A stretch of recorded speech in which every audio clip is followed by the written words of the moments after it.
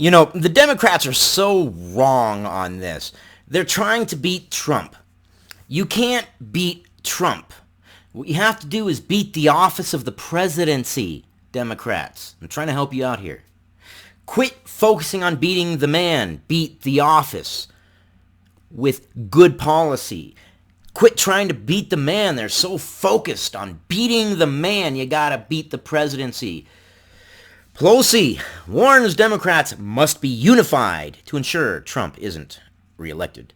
And yes, they have to. They have to consolidate their votes. They have to get rid of some forms of Democrats, because right now, which Democrat are you voting for? Which of the umpteen million Democrats are you going to vote for? Which style of democracy do you believe will beat Trump?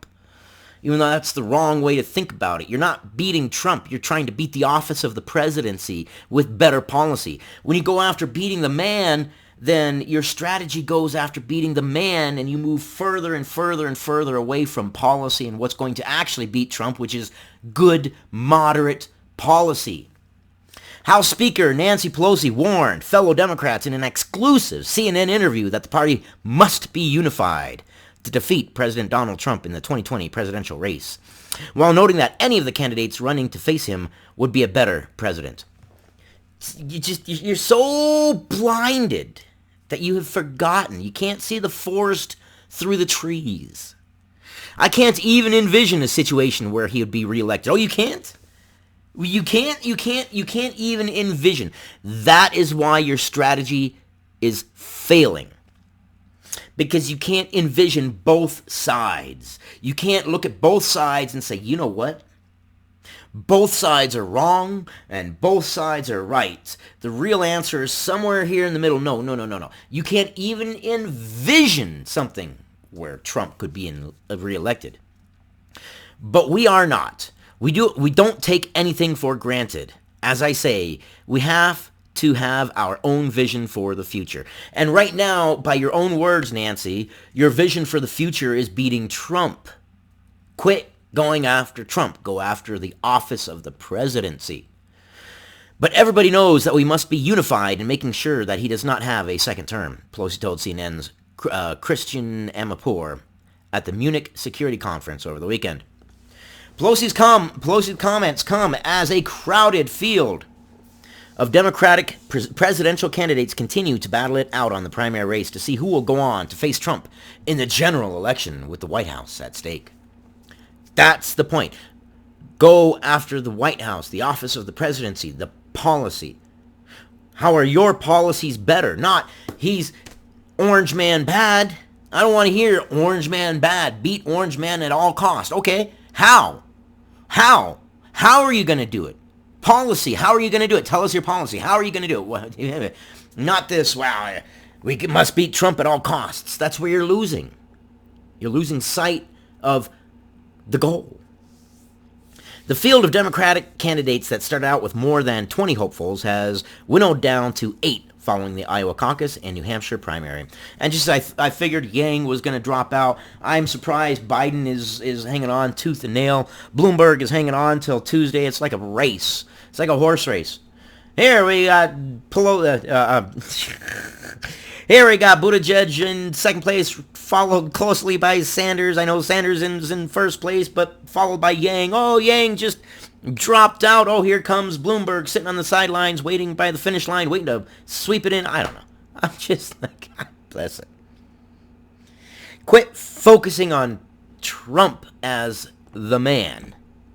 Focus on the office of the presidency. That's what you're fighting against. The office of the presidency. Not the man. You're never going to win if you fight the man. The House Speaker argued that Democrats have a better vision for America, and we must defeat Donald Trump. Oh, better. Which Democrat has a better vision for the future? Which one? Is it the AOC-style progressives? Is it the socialist Democrats that have a better vision? Is it the establishment Democrats that have a better vision? Which one, Pelosi? Which Democrat has a better vision for the future? Which one are you going to rally behind, finally? Is it Bloomberg? It's not going to be Sanders. It's not going to be Sanders. You are not going to back Sanders, I know that. So Bloomberg or Buttigieg? Buttigieg looks like he's slipping.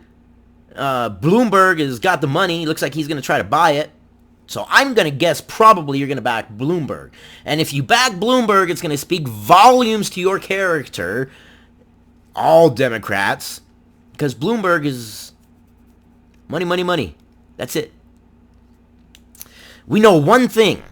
We have a better vision for America. Which we? Your policies don't line up with Sanders, which don't line up with the progressives, which don't line up with the establishment Democrats. So which one are you talking about, Nancy? We know one thing. We have better vision for America, and we must defeat Donald Trump. We must defeat Donald Trump. Yes, we must defeat Orange Man. Must defeat Orange Man. Yeah, how many times are you going to drill that? We must. It's like a religion. It's like a religious mantra. I think everybody's kind of tuning it out at this point. We must defeat Donald Trump, who does not share a vision that is about unity and unifying the country, she said. And neither is your vision. Your vision is not unifying the country. Your vision is dividing the country. Drop it.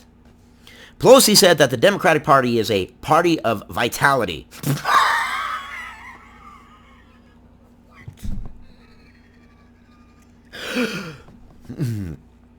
Pelosi said that the Democratic Party is a party of vitality, differences of opinion, which we will resolve, she added, that she has trust in the American people, and it isn't up to me to decide, it's up to the people.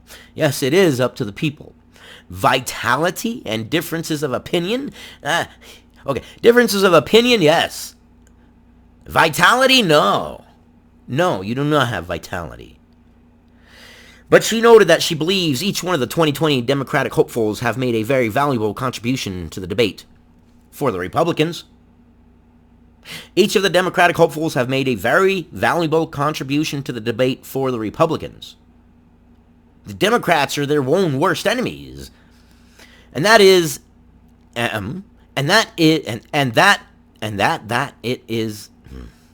me reread this. Democratic hopefuls have made a very valuable contribution to the debate, and that is easy for her to say, and that is easy for her to say, that in any one of them would be a better president than the current occupant of the White House. Why? Why, Pelosi? I don't care about the person. I don't care about the human being. I care about their policies in the office, and what are they going to do? Why is any of them better than Trump? Our economy is doing frickin' great. Why would any of these Democrats, whichever style you choose to back, why would they be better than Trump? Why? You keep saying they're going to be better than Trump, but why? I think every one of our candidates, all 25, I don't know if Michael Bloomberg is counted in the 25, but Michael Bloomberg, too, have made a very valuable contribution. Yeah, Michael Bloomberg has given a lot of money. That's about the only contribution he's given to the debate, putting forth their vision. Michael Bloomberg hasn't really added to the debate at all. He's like on the sidelines, like gathering his money and talking to people and spreading his money like jam all over the place.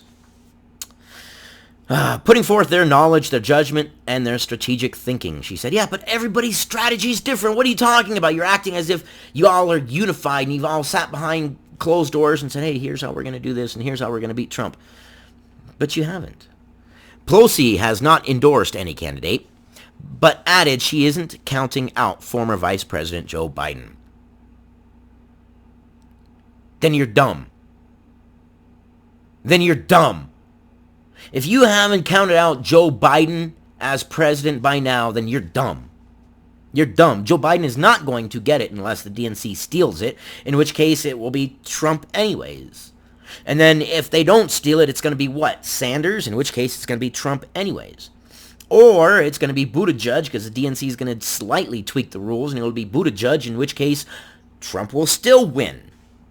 The Democrats are going to have to steer clear of topics of the economy. How are you going to do that? How are you going to steer clear of the economy in an election year? How are you going to do that? I am grateful to all of them for putting themselves on the line, putting forth their ideas. And now we come down to the winnowing process, she said, adding, quite frankly, with all the respect in the world for Iowa and New Hampshire, I'm not counting Joe Biden out. There's still races ahead that are much more representative of the country.